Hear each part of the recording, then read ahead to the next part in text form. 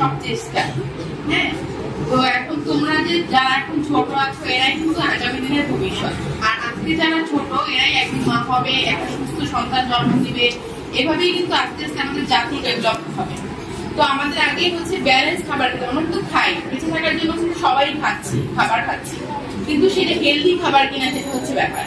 আমাদের খাবারের যে 6টি পুষ্টি উপাদান আছে তোমরা কি জানো? কেউ বলো তো। আমাদের 6টি যে পুষ্টি উপাদান থাকে তোমাদের কারণ সংস্কৃতি বা বিজ্ঞান বইতে কিন্তু এটা আছে।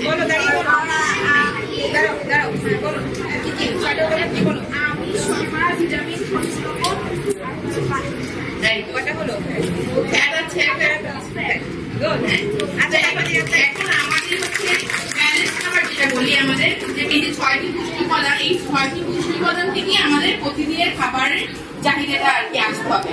কোনো বেলার খাবারই দেখা যাবে যে একটা আইটেম নেওয়া যাবে না, সবগুলো আইটেম থেকে আমাদের ফুড চয়েস করতে হবে। দেখা যায় কি যে কার্বোহাইড্রেটটা আমাদের খাবারের 50 থেকে 60% আমাদের কার্বোহাইড্রেট জাতীয় খাবার থেকে আসতে হবে। তারপরে প্রোটিন জাতীয় খাবার থেকে আসতে হবে, 20 থেকে 25% প্রোটিন থেকে আসবে।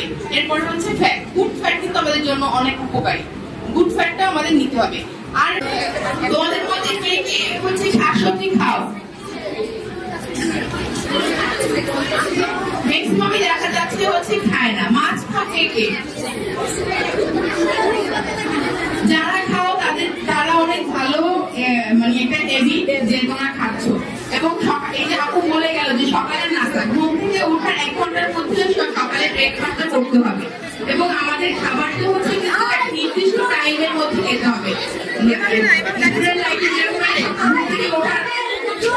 একটু চুপ করি আমরা, হার্ট থাকবে লাইফে। প্রতিদিন সকালে একটা নির্দিষ্ট টাইমে ঘুম থেকে উঠতে হবে, প্রতিদিন একই টাইমে হচ্ছে। সবাই একটু চুপ করি, আমরা কিন্তু শুনতে পাচ্ছি না। এবং ফ্রাই খাবারগুলো আমরা দেখা যায় জাঙ্ক ফুড, ফাস্ট ফুড টাইপের খাবারগুলো খাচ্ছি, এগুলো হচ্ছে শরীরের জন্য অনেক হার্মফুল। এই খাবারগুলো যতটা সম্ভব বাইরের দোকানগুলো নেওয়া যাবে না। যদি খেতে ইচ্ছা করে বাসায় তৈরি করে তারপরে হচ্ছে হাইজিনিক মেনটেন করে খেতে হবে খাবারটা, কিন্তু রেগুলার বেসিসে না। যখন আমার একটু ভালো লাগতেছে না, এইটার আমার ক্রেভিংস হচ্ছে, তখন হচ্ছে আমরা এটা নিব। কিন্তু রেগুলার বেসিসে আমরা কোনো fast food, cold drinks, ice cream এগুলো খাবো না। এবং চিনি জাতীয় খাবারটা, আর্টিফিশিয়াল চিনি যে খাবারগুলো আছে, চিনি জাতীয় খাবারগুলো সেগুলো নিব না। এটা হচ্ছে বেশি ক্যালোরি হিসাবে শরীরের মধ্যে। এবং আজকে তুমি যে অভ্যাসটা তৈরি করবে সেটাই কিন্তু আগামী দিনে তোমার যখন বড় হবে তখন হচ্ছে তোমার শরীরে বিভিন্ন রকমের রোগ বাসা বাঁধবে। দেখা যায় ক্যান্সার, ফ্যাটি লিভার, ডায়াবেটিক, বেশি ওভারওয়েট হয়ে গেলে ডায়াবেটিক হয়ে যাচ্ছে। এবং হচ্ছে আমাদের অ্যাক্টিভ থাকতে হবে। যে স্কুলে আসছি তোমাদের টিফিন পিরিয়ডে বা এমনি খেলার টাইমে খেলাধুলা, বা বিকালবেলায় একটু খেলার টাইম রাখতে হবে, যে 30 মিনিট আমরা একটু খেলাধুলা করি। শারীরিক পরিশ্রম করতে হবে, বা বাসায় নিজের কাজগুলো নিজে করা, এগুলো করতে হবে। তাহলে হচ্ছে তোমার শরীর অ্যাক্টিভ থাকবে। সারাদিন যদি শুয়ে বসে টিভি দেখে বা মোবাইল দেখে কাটাই, বেশি রাত জাগা যাবে না। যদি শরীর ভালো না থাকে, তুমি দিন আর দিন থাকো, শরীর সুস্থ থাকবে, তখন তোমার ক্লান্তি বোধ হবে, পড়তে ইচ্ছা করবে না ভরা। আর রাতের খাবারটা হচ্ছে তোমার 9টার মধ্যে শেষ করে ফেলতে হবে। এটা হচ্ছে লাইফস্টাইল চেঞ্জ।